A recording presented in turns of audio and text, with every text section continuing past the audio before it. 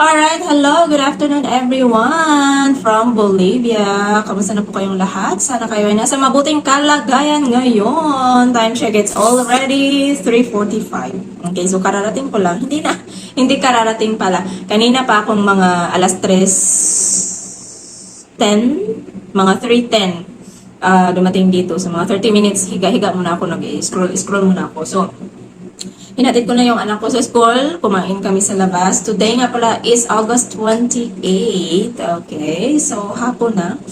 And naisipan ko na namang mag-vlog. Kasi sabi ko, marami na naman akong naiisip na parang gawing video. Okay? Marami na naman akong naiisip. Tapos, sooner or later, mawawala na naman ito, tapos babalik na naman. Matagal ko na talaga tong sabi ko, ano ko na nga, kasi makakalimutin na talaga ako ngayon, guys. Talagang, after nung ako ay nakapanganak, grabe guys, makakalimutin na talaga ako after nung ako ay nanganak. Ewan ko kung bakit ganun. As in, sobrang, very worst yung makakalimutin ko talaga, as in super. Ewan ko kung epekto ba yan. Meron ako mga naririnig at nababasa na minsan kapag, lalo na kapag mga cesarean, talaga, usually, because of the effect daw ng anesthesia, makakalimutin ka na daw, ganun, or ewan ko. Okay, I don't know, or hindi ko alam kung totoo ba yun. Pero talagang sobrang makakalimutin ako. Kaya dapat kong isulat talaga yung mga bagay na naisip ko. Kasi kapag hindi, malilimutan ko na yan. Tapos babalik na naman. Babalik na naman siya. Tapos malilimutan ko na naman. So since, yung tawag dito, maraming bagay ako mga naiisip ngayon na gusto kong sabihin. So, ayun, nag-vlog na lang ako. Para hindi naman ako para hindi naman boring yung araw na to. Okay, well, anyway, maraming salamat pala sa nakatanggap ako ng regalo ngayon galing sa isang kaibigan. Okay, so maraming salamat sa iyong paayuda, sorpresa na hindi ko inaasahan. Pero alam nyo, nag-crave talaga ako ngayon ng humigop ng sabaw. Yung malunggay ba, moringa, oo. So, yung moringa ko sa labas, maliliit pa, katutubo pa lang. Binigay yung yung mga buto na iyan, na itinanim ko is binigay yan ng kaibigan kong Pilipina. Sabi niya, tanim mo to. Sabi ko, tutubo ba talaga yan? Kasi hindi ko nasubukan. Ang dami niyang binigay sa akin na buto. Tapos sabi ko, sige nga, ilagay ko na lang dito. Subukan ko kung tutubo. Hindi ko nasubukan na, na itanim yung buto. So, sinubukan kong magtanim ng marami kung saan-saan ko na lang siya nilagay. Tapos, tumubo siya. So, ita-transfer ko siya doon sa likuran. Sa likuran namin, ita-transfer ko doon. Okay, well, anyway, okay, marami akong mga gustong sabihin, di ba? Sabi ko sa inyo na magkukwento ako nung aking first bus experience. O, ilang buwan na yon, parang mag-iisang taon na, hindi ko pa rin yun nagawa. Okay, siguro gagawin ko yan sa susunod na video kasi meron pa akong 2 videos na dapat i-upload. Okay? Mataas pa yung buhok ko doon. Matagal na talaga yun. Oo, mataas pa yung buhok ko doon. Ngayon, nagpagupit na ako. Baka tataas na naman ito. Hindi ko pa yun ma-upload. Nako. So, ayun na nga. So, maraming gusto akong i-share pala Gusto kong i-share sa inyo.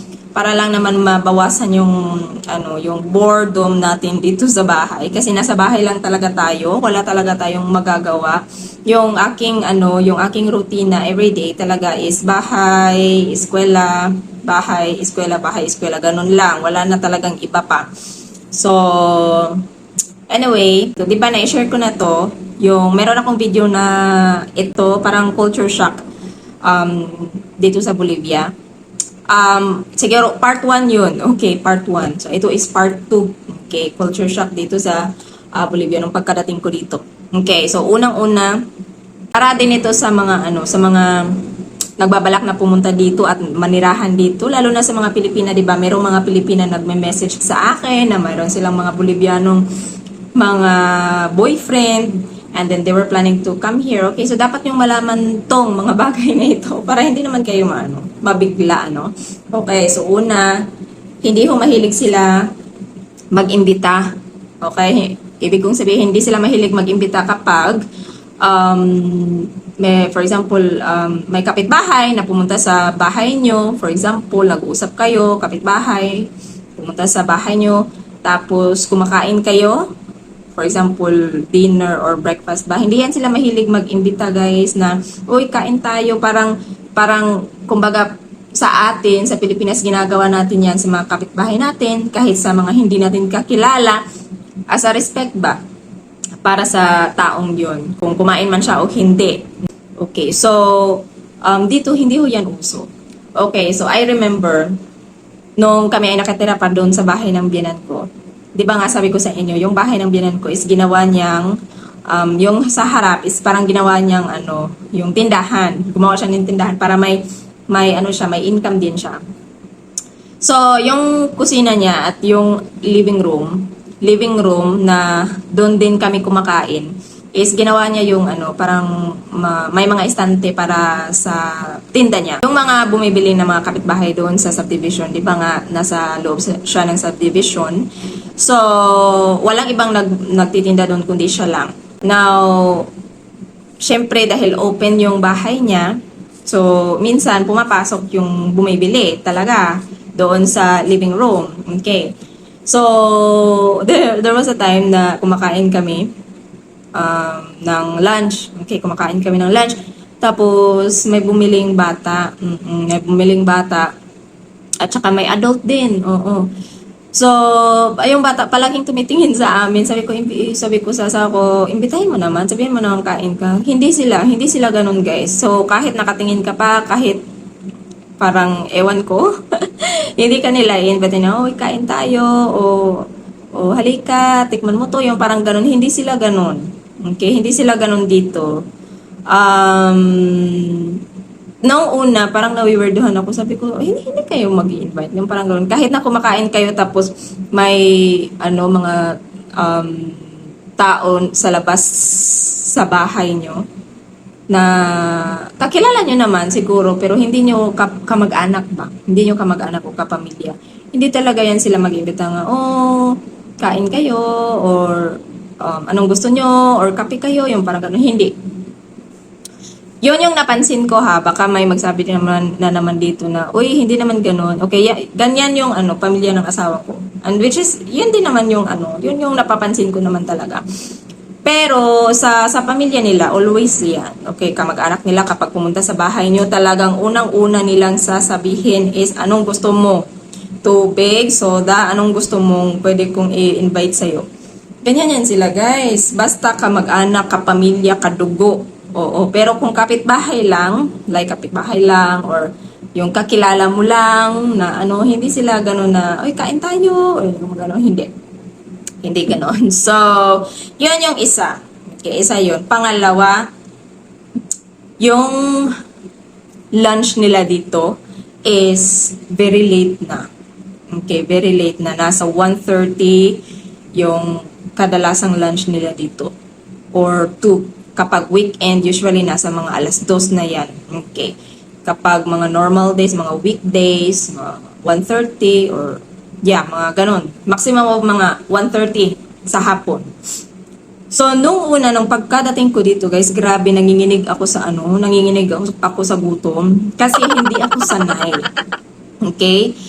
Lalo pat yung breakfast nila, imagine, walang rice. Okay, yung breakfast nila is usually bread, coffee, or milk, or egg, or butter, or cheese. Yun lang. Yun yung mga nila dito. Yun yung pinaka-usual and common na breakfast talaga dito. Bread and coffee. Cheese, and then, always talaga yan. Dito, it's very common talaga. Fresh na fresh yung cheese nila, like I always say. And then butter, meron talaga yung butter with the bread, ganon. So, yun yung usual na breakfast nila. Ngayon, hindi yan sila mahilig yung merienda sa umaga. Like, tayo, for example, ako, okay, sa Pilipinas, nasanay ako na pagkagising sa umaga, coffee and bread. Okay, or coffee.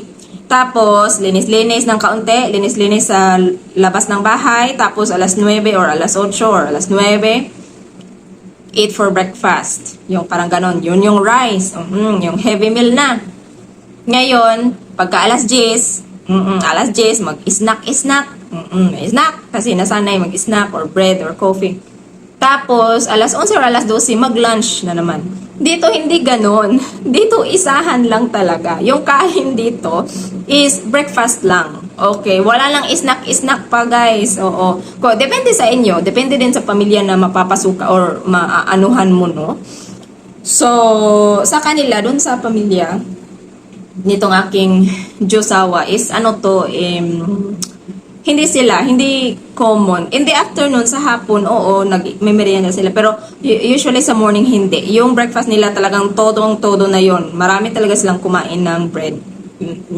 Mahilig yan sila sa bread, guys, at mga cheese. Okay, mga ham, ganon. So, yun lang yung kanilang breakfast. Okay. So, syempre, ako na nag-a-adjust, hindi ako sanay. Kasi, bread lang. Tapos hindi talaga ako pala kain ng tinapay. Hindi ako pala kain ng tinapay, guys, to tell you honestly. Depende. Kapag gutom ako, kumakain ako, pero kapag hindi talaga. Okay, hindi talaga. Usually, isa or dalawa lang yung nauubos ko. Except kung gutom ako. Okay. So, ngayon, kasi hindi ako sanay at naninibago pa.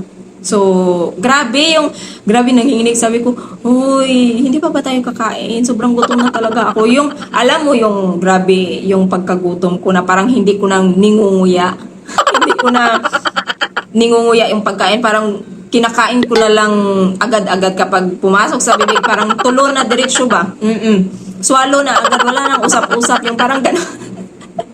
So, parang ganun, grabe talaga yung adjustment ko sa dito sa pagkain nila dito, grabe.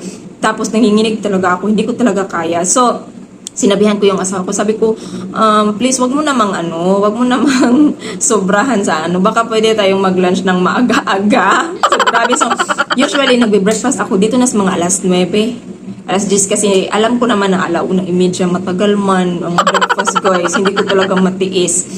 So, dito, kumakain ako ng breakfast, late na. Okay, so yun yung style ko. Tapos, kasi syempre, hindi ako pwedeng kumain ng paulit-ulit. Kasi, hindi man yung bahay namin, bahay, yun ang biyanan. At saka, man yun yung biyanan ko, todo, man yun sa lahat ng bagay. Yung binabantayan ka ba sa lahat ng bagay. Parang ganun siya. So, hindi ako makakilos, hindi kahit gusto kong kumain, of course, pwede naman akong kumain kasi pera naman yung ng aking partner. So, walang problema doon. Pero kasi nga, hindi namin bahay yun. At saka, syempre, respeto na rin, diba? Yun na nga, grabe yung adjustment ko doon sa pagkain na yun. Yun yung isa sa mga na-shock talaga ako. Sabi ko, tapos sa weekend pa, alas 2, usually alas 2, huy, grabe. Alam nyo ba na muntik na akong mabulunan? Muntik na talaga akong mamatay siguro dahil sa kagutom na ako. Sa sobrang gutom ko na talaga. So, nag-steak yung asawa ko. It's very common dito yung nag-grill ba? Grilled na karne. Okay, grilled na karne, na chorizo, yung mga ganun. Nako, sa grabing gutom ko na talaga, guys, na parang hindi ko ningunguya. Nasangit diri, guys. Nasangit dito yung karne. Okay. Nasangit dito na hindi na ako makahinga. Nagagano na ako. Tumitingin ako sa sabi niya, anong nangyari? Anong nangyari? Sabi niya, uy, buntis ako nun buntis pa ako nun. Maliit pa yung mga 3 months siguro. Ganun kasi, I'm trying to catch a breath kasi nga, nandito na yung karne, guys. Kasi, malaki. Gutom ako, guys. Grabe talaga. Sabi ko sa inyo, gutom talaga ako. Tapos, siguro, hindi naman masyadong kalakihan, pero talagang gumaganon talaga. Sabi niya, anong nangyari? Talagang, grabe yung kanyang reaction talaga. Kasi, hindi na ako makapagsalita. Tapos, buti na lang na na anong tawag dito na ko naman na ilabas ko naman kasi sobrang delikado talaga, as in after nun talagang I make sure na maliliit na yung hiwa talaga, as in sobrang liit, guys, sobrang liit talaga. And then kapag gutom ako, I make sure na umiinom muna ako ng tubig, okay, bago ako kumain. Okay, kasi usually kapag gutom na gutom ka, tapos kain ka ng kain, di ba parang kang nabubulunan dito, yung parang ang sakit, sumisikip yung dibdib mo, tapos parang sumasakit dito, na parang hindi ka makahinga, tapos kapag ininuman mo naman ng tubig, masakit, di ba? So, parang gano'n. So, ang technique pala dyan is uminom ka ng tubig muna bago ka kumain. Ganon pala. Kasi yun yung palagi kong ginawa kapag gutom na gutom talaga ako. Yun yung ginagawa ko. Umiinom muna ako ng tubig para hindi ako mabulunan. Okay? Siyempre, di ba? Kapag gutom ka, parang wala na, hindi na talaga, wala nang usap-usap. Uy, wala nang chewing-chewing, diretso ng tulon. Yung parang gano'n, di ba? So, yun yun. Okay, so yun yung pangalawa. Okay. Pangatlo is yung greetings. Okay. Pangatlo is yung greetings. Okay, so 'di ba sinabi ko sa inyo na it's very common dito. Yung sa unang video ko, sinabi ko doon na mga culture shock ko dito is beso-beso, yung mga nakikita kong mga naghahalikan sa kalsada, which is normal lang. Beso-beso, which is normal, yun talaga yung pinaka nila. Kapag nag-greet, nagkikita-kita silang pamilya or magkakaibigan, yun talaga beso-beso sila, hugs, tapos greetings. Dito, itong greetings naman na sinasabi ko is yung yung mag good morning, good afternoon, good evening, yun. Okay. That is very, very common talaga dito na maririnig mo. Minsan, kapag ako ay nasa labas, minsan sa school ng anak ko, may mga dumadaan doon mga estudyante, may mga dumadaan doon na mga tao, nagigreet talaga yan sa akin, guys. Okay, hindi ko sila kilala, hindi ko sila kilala, definitely. Pero, nagigreet talaga yan sila sa akin. Okay, so ganun dito. It's very, very common. Which, yun ang gustong-gusto ko talaga dito sa kanila. That's very, very sa kanila. Yun yung isa sa mga bagay na nagustuhan ko sa kanilang kultura. Sobrang sila mag-greet. Although hindi na naman lahat, okay? Hindi lahat naman ay ganun. Pero dito kasi tinuturo talaga sa ng mga magulang na mag-greet talaga, mag-say hi and hello sa mga tao. Okay? Ganun yung education nila dito. Okay? Parang sinasabi nila na edukado kang tao kapag marunong kang mag-greet.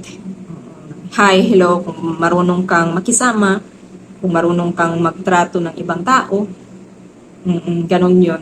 Marunong kang mag-say, thank you, and you're welcome, please, yun. Yun yung kadalasan mong maririnig dito, guys. And yun yung isa sa mga bagay na gustong-gusto ko dito.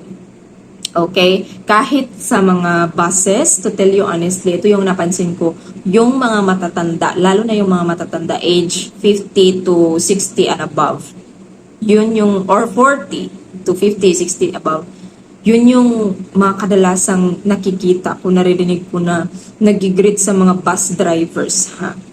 Super talaga. Doon ako napabilib talaga na, grabe, kahit na, alam mo yun, kahit na sino ka pa, kahit na anong klaseng trabaho meron ka, kahit na sino ka pa, nagigreet talaga sila.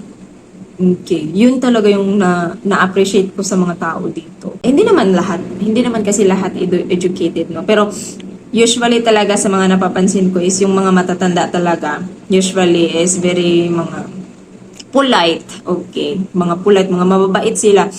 Merong matanda minsan kapag sumasakay kasi nagbabas kami, di ba?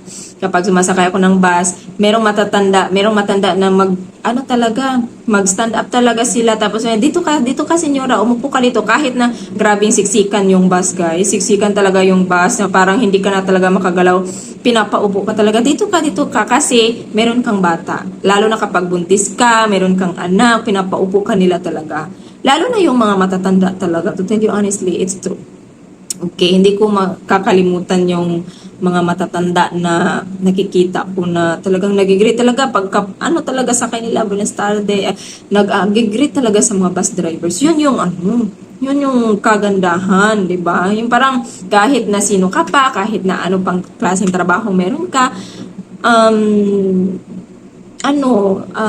pwede naman nating i-treat sila ng maayos, 'di ba? Na walang judgment. Okay. So anyway, yun yung tatlong mga culture shock experiences. Ganun ba yun? Culture shock experiences ko dito. At actually marami pa, pero siguro ito lang yung mga naiisip ko muna sa ngayon. Siguro yung iba sa susunod na naman sa part 3 na naman.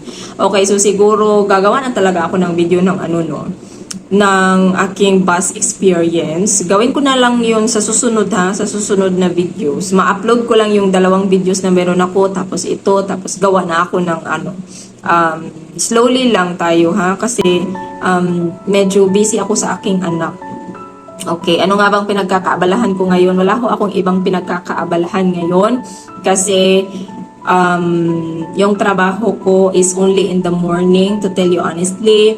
Sa kumpanya na tinatrabahuan ko, only in the morning, 2 estudyante lang kasi hindi na ho ako tumatanggap ng marami kasi nahihirapan na ho ako. And to tell you honestly, gusto ko na ho sanang tumigil muna kasi nahihirapan ako talaga sa ngayon na i-handle yung mga bagay-bagay. Pero kailangan ko rin, hindi ko rin siya mabitawan kasi kailangan ko rin naman ng income, lalo na sa ngayon. So, medyo mahirap, no? Gusto kong maging focus muna sa aking anak sa ngayon. Gusto kong, parang ngayon ba na-realize ko, I'm enjoying the motherhood. Sa totoo lang, na-enjoy ko ngayon ang pagiging ina. Okay. And gusto kong maglaan ng maraming oras sa aking anak, lalo na ngayon na kailangan niya ng mas na atensyon at alaga talaga. Okay? So, anyway, I guess that's it lang for this afternoon. I-edit ko pa to. So, I guess, yun lang. Maraming salamat sa panonood and see you again next time. Bye! Ciao!